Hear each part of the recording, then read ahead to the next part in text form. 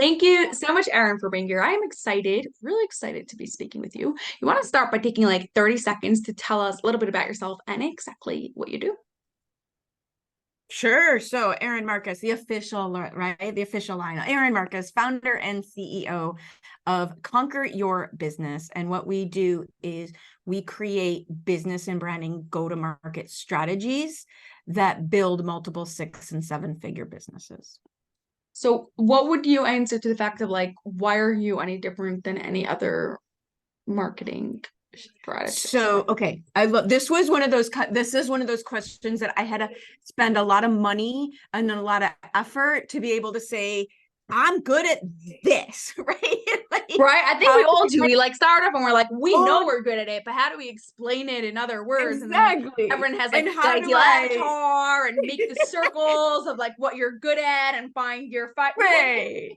And how to, get over like tooting your own horn a little bit and that whole, we're good Midwesterners here where we just work hard and pretend we're not doing anything important, right? Like, yeah. So a couple things here. And some of it's just hindsight, right? Some of it is just age. And now that I look back, I'm like, oh, that's why I did that. So there's a couple things that I have learned over the years differentiate me and why I'm able to do this. Number one, I have the weirdest mix of background. I went to Chicago public schools with people from 22 different countries in the 70s and 80s when nobody spoke English and we did not have Google Translate. So I have One second, how did you have absolutely 22 different countries in the your 70s and 80s, there were big immigration waves, and Chicago is a very big hub for immigrants because they can come here and feel home. There is no place in the world basically that doesn't have a community in Chicago. So you can come here and be immersed and feel like you're home. And plus with the rules like sponsoring families and things like that. Like the rules are harder now, but even back then you needed to kind of know something. So, but everybody went to school because also at the time, the theme was to assimilate. So the people who did come here wanted to become Americans as fast as they could. So they gave their kids English names and shoved them all in a public school. It didn't matter that none of us could speak to each other. So, but your kids, so You also figure it couldn't speak out. English? Where were you from? Oh no, I spoke English, but Okay. it didn't You couldn't matter because communicate to nobody else anyone else who speak doesn't it. speak English, right? Right? Didn't matter, right? But you're kids and you just want to play together. And so you figure it out. And so number one, communication, and that people are people and that everybody's different, but everybody's the same. And so I really have learned how to observe and how to listen and how to communicate with intent regardless of whatever feels like an obstacle, right? I can listen and understand what does somebody need to hear? What are they actually saying? And so not only was my upbringing that way inherently, but I have a degree in journalism. So once again, I learned how to listen. I learned how to ask questions. I learned how to communicate with intent. I learned how to articulate complex ideas, get to the point. And again, I learned people are just people because I was able to interview people while I was still in college who ended up in the federal government. Right. And That is really cool. Can you like give us some names or not really? yeah, Mike Madigan, Mike Yeah. Madigan ended up on the federal state, regardless of politics, whatever. He ended up to a 19-year-old, like this was cool. You might be too young and I don't know where you are, but Paul Simon, that was a senator in Illinois who was just absolutely amazing human being, like absolutely amazing human being. And I got to meet him and interview him. And he was the most gracious person that you'll ever interact with. And again, you learn people are just people. You can talk to anybody. People are just people. And yet communicating with intent, or being articulate, getting to the point, breaking things down. And then, so I had that upbringing, and then I had corporate experience. I was C-suite. I was C-suite in a company. My fancy title before I left was, and this doesn't mean anything to anyone not in the industry, but it sounds really good, is right? Senior Vice President of Business Development for the largest long-term care insurance wholesaler in the country. Wow. Right, like Yeah. it's very impressive on paper. It doesn't fit on a business card, but basically, I was the go-between between financial planners and insurance companies, right? And we put these big fancy deals together. So I learned corporate. I learned corporate level finance, corporate level marketing, corporate level team building. And then I owned a small business with 15 employees. And so I did that version of it. And now, right, put my own flag in the ground and said, okay, this is what I'm doing, my original idea. And so you have this, to get the long Hold way on, I of want to it. just interrupt you for a second. When you said you started your own business with 15 employees, was that a different business than what you're doing now? Yeah, that was a different business. That was actually a franchise. So when I first left corporate, I owned a franchise, and I got that office to the top 10 out of 200 offices in about 18 months. Wow. Because I have a business background. I got an MBA while I was in corporate in marketing and executive leadership. So here's that thread again, communicating with intent, interacting with people, leading people. And I had that franchise for 6 years, and it was still working with families with aging parents. And I started to realize that it was so much more fun. Like when it was my turn at the networking event to give my 20-minute talk about my business, everyone was like, yeah, we know what you do, but why are you making money? Like, how are you doing that? Just, we get it. You do that thing, but can you just tell us why it's working for you and it's not working for us? Yeah. And it is this mixture of experiences, interpersonal experiences, as well as corporate, as well as formal education that came later in life instead of earlier in life. So I actually cared about it. Right? Yeah. Like it came, I And actually you cared about understand it it, from a right? more mature And I mindset. understood it better. Right. Yeah, Yeah. exactly. And then I took one of those Strength Finders tests, and I learned my top 3 traits are visionary, strategic thinking, and learner. So Ooh. my brain has no choice. You start talking about your business, I absorb the information, rearrange it, and say, no, do this. Like there's so many back to like this point of what differentiates me. There are a million things I suck at, like a million things that I suck at and cannot do. And it's so important as a business owner to figure that out. The smaller your world can be, where you are working in the thing that you just excel at, and then you're surrounded by a team that does what they excel at. Yeah, That's how it works. I have a question for you on that. First of all, we need to define communicating with intent because you've used that a lot, but we'll get to that in a second. I want to first get into your point about what you said about like it's essentially like working in your zone of genius type of thing and like working out what you're good at, right? And I think that is like super, super important. Like I think that's like where a person feels most fulfilled and like it's Yeah. the least like mentally draining. However, at the same time, you mentioned like you have a team, right? And you need to be able to communicate to your team on all these little things that you don't have patience for and all these things that your brain is not good at. So how do you um get that like balance, or how do you figure out Sure. like what to communicate while not like staying so at without it getting frustrating for you? Sure. Do you get what I'm Sure. saying? I think the biggest mistake that entrepreneurs and small business owners make is they hire people to take crap off their to-do list.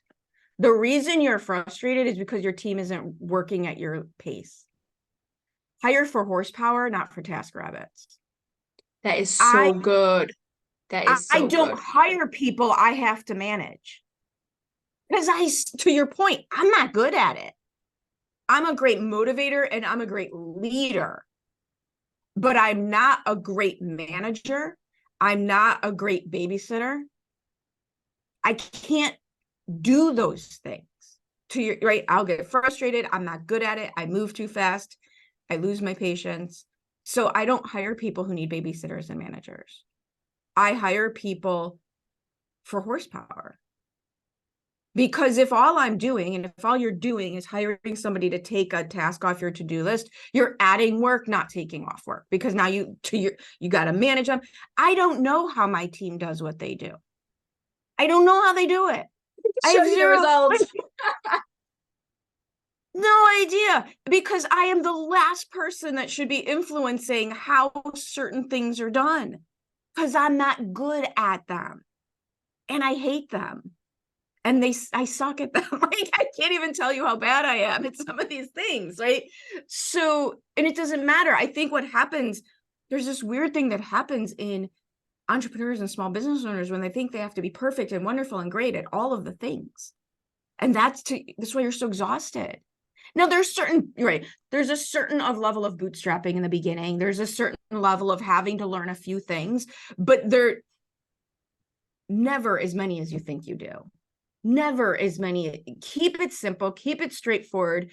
I one of the phrases I use a lot is get rid of your dots. How many dots, especially when you're starting out, how many dots are between you and making the sale?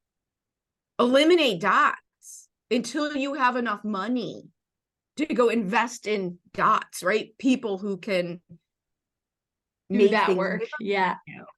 Yeah, I love that I so have no much. idea how they do what they do, and all they do is roll their eyes at me and can't wait till I get off the meeting so they can get things done.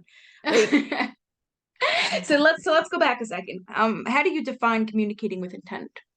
communicating with intent is understanding why you are saying what you are saying and why you are doing what you are doing for a specific reason. What is the outcome you are trying to create? Like, there's no wrong answer, but every communication I'll explain it this way. Communication really only has one goal. Every single time you communicate, there's only one goal, or there should be only one goal. It's to invite people to take one more step with you.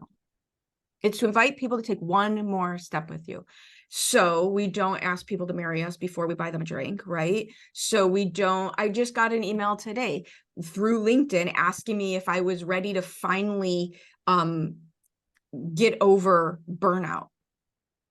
And it was a sales, asking me into a sales conversation. I don't have burnout. I freaking love what I do. Right. She's jumping steps. I'm sure she's a very lovely woman and someone gave her very bad advice. Like, she's jumping steps. Yeah.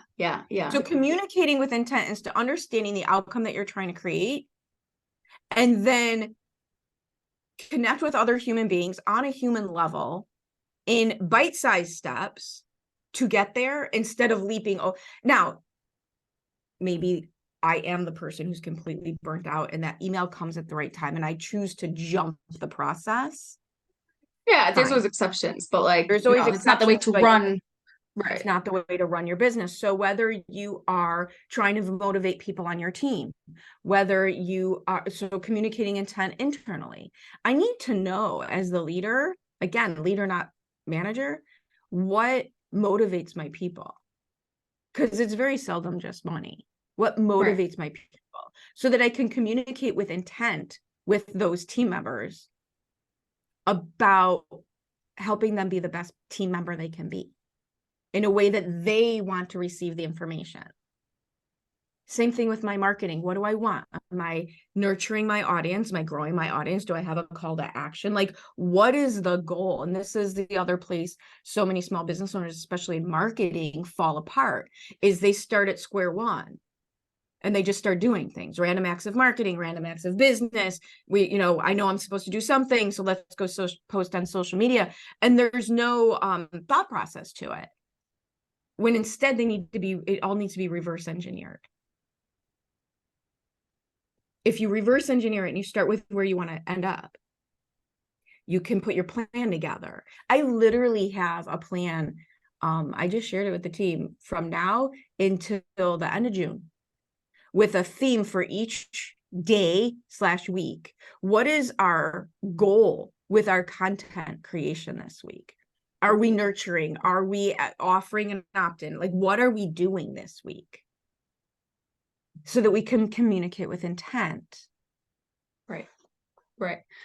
So what would you suggest as a marketing expert specifically with communicating with intent with someone who is, let's say, they've started their business, like they made their first stall already, but like they're still in the early stages of the business. Well, what like marketing advice in relationship with communicating with intent would you give them? I think people play too small. It's scary. And in terms of communication, get a little braver. Like one of the things I ask myself almost every day is, where do I need to be a little more brave? And it's, it's this idea of authenticity. You need to be yourself. That's something that takes courage to do. Mm-hmm. Especially like me, I came out of corporate. I had this whole idea of it was supposed to look like, what business was supposed to look like. And it wasn't. And I was allowed to be a bit of a freak when I was still in corporate, but I even more now. I was in financial services. It was a little conservative, right? But even now, I do what I want to do. I am who I am. This is it. And that authenticity, like people don't want to see your wounds, but they want to learn from your scars. So there's this balance between what I call woe is me marketing. I'll give you a real specific thing you can do that will change everything if you can really figure it out. Go through every single thing that you do and say and stop making it about you. It sounds easy. It's hard because our brains think about us. Yes. It's right. It sounds easy, but you're up against neuroscience. Go back through your posts. How can I make this about somebody else? Yeah. Like it makes me crazy when I see these DMs, I only need 2 more sales to get to this. What the hell do I care? Good luck. I mean, I'm happy for you, but that's about you. Right. Exactly. 100%. Yeah. If you really want to communicate with the intention of growing your business, make your communication about your clients, not yourself. That's awesome. You can use you, right? You can use you as an example, but it's a fine line. It uses you. It's not about you. Yeah, that's like, it uses you. It's not about you. And I think also like people do like to hear personal stories and things like that, but like it has to be back to them, about them, right? Yeah. Exactly. Okay. Can you take us back to the beginning of your, like when you've opened the doors of your business? What was the most challenging part about getting this thing up and running and like being deciding successful? What I wanted to do? Decide, like getting narrow, right? Like what space did I want to own? I'll tell you where I screwed it all up. I called 2018 Erin's year of failure because I went from fancy corporate to top 10 franchise to making $11,000.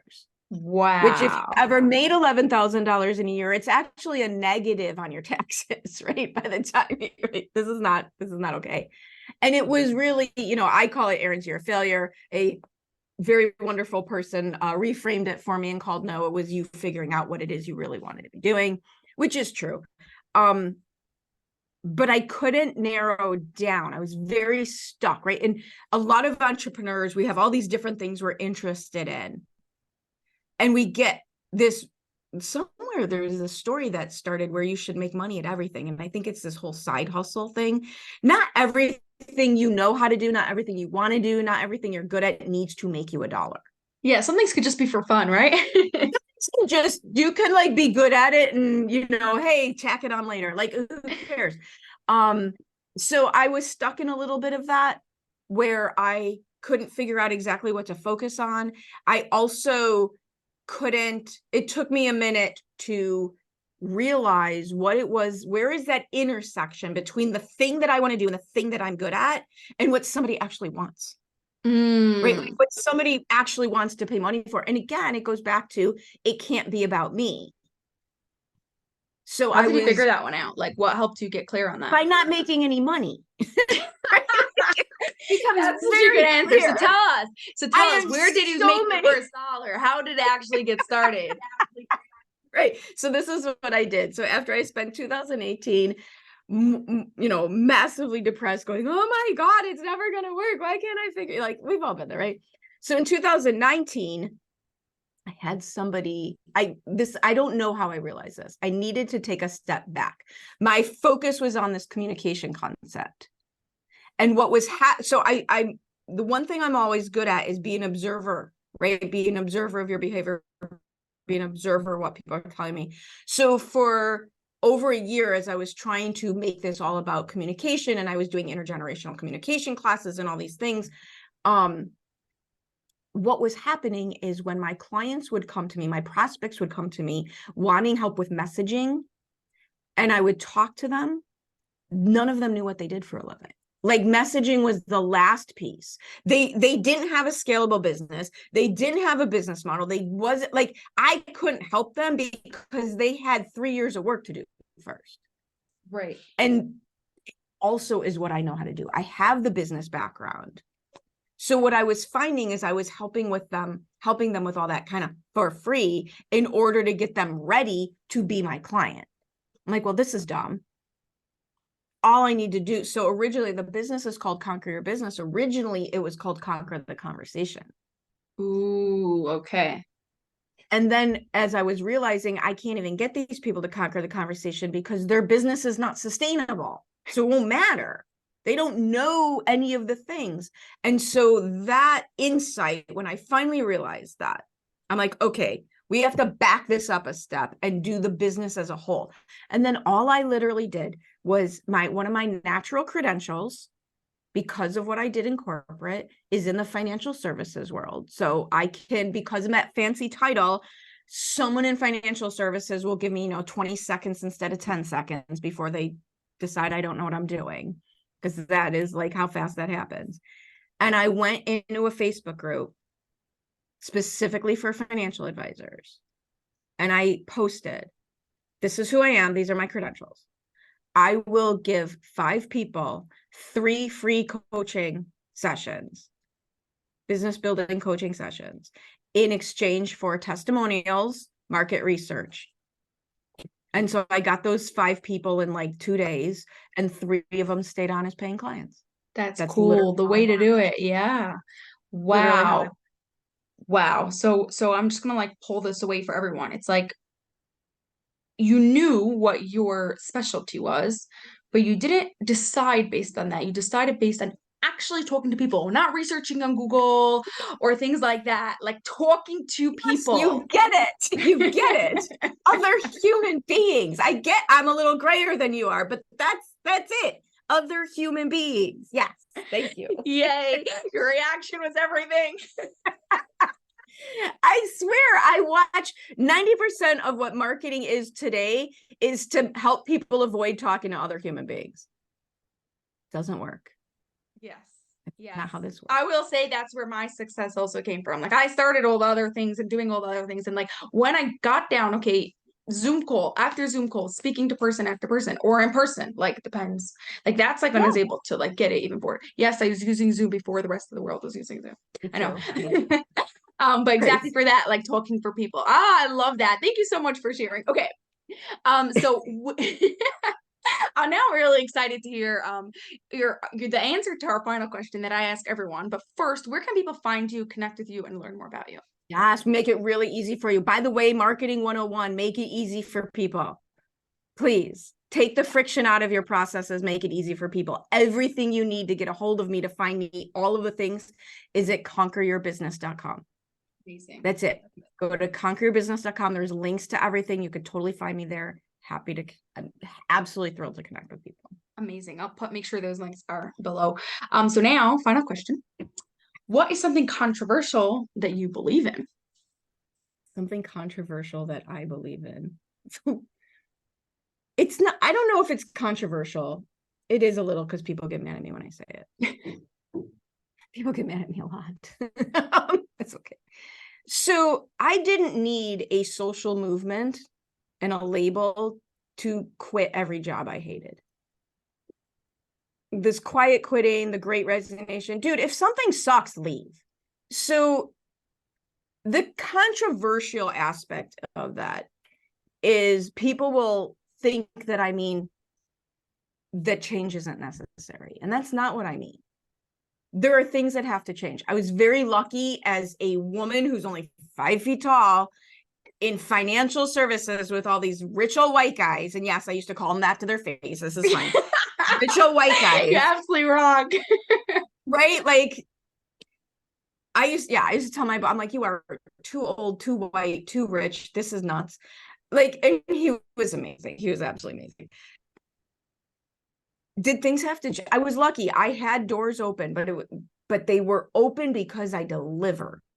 Mm-hmm. If you make yourself irreplaceable because you deliver, you will not have half of the problems that happen out in corporate.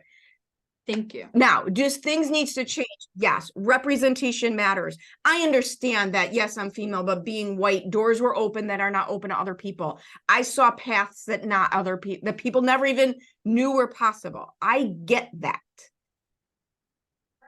But do not sit back on your heels waiting for the world to hand you something different. Thank you. You do not have time for this. Is it wrong? Yes. Is it unfair? Yes. Should you try to lobby and change it? Absolutely yes. But do not sit back waiting for it to change. Institutional change takes freaking forever, and you don't have time for this because you only get to go around once. Exactly. It's So like you can taking be the mad power about it. instead of just like giving it to them. Yes, you are giving, and I don't think people realize that. It is amazing to me. Now, granted, I am Gen X. We raised ourselves out in the street. Like, you have no idea. Like, everything you see on TikTok about how ridiculous it was, 100% true and probably worse. Like, I don't know how we're not dead. My brother and I say that all the time. I don't know how we even survived childhood. But do not sit back waiting. You don't have time for that. Oh, this makes me so happy. It makes me so happy. I'm like such a big believer in like taking the responsibility, like for you to do something. It's like your life. Like, why are you just handing it over to like you said, like these things have to change, but that doesn't mean your life has to be miserable because of it. Right. Those are not mutually exclusive situations. They don't have to be attached to each other. Yeah, exactly. Oh, In fact, and this is yes. the other way, this is the way I describe it, because you mentioned my elephants before we got started. I volunteer. So by the way, multiple six figures working 4 days a week, because I used to volunteer on Fridays. So don't tell me what isn't possible if you talk to other human beings, right? That's after 11,000 guys. And Yeah. right. A 1 year after $11,000. That's awesome. That's so And awesome. I always explain this way. I volunteer wildlife rescue, and every year I would take care of about 200, 250 baby ducks. That's great, amongst other things. That's great. But how many more baby ducks, if that's your thing, could I help if I was so freaking rich that I'm launching my foundation this year, as opposed to just volunteering on Fridays? Yes. You want to see the change in the world? This is my whole goal with my business. My why in my business is because I know that change happens from the ground up, not the top down. And I want to empower the people, right, to do whatever the hell it is that they want to do. You don't have to justify it. They could just be able to do whatever they want to do. Exactly. Oh, I love that so much, Erin. Thank you so much. This makes my heart so happy. This was awesome. Thank you.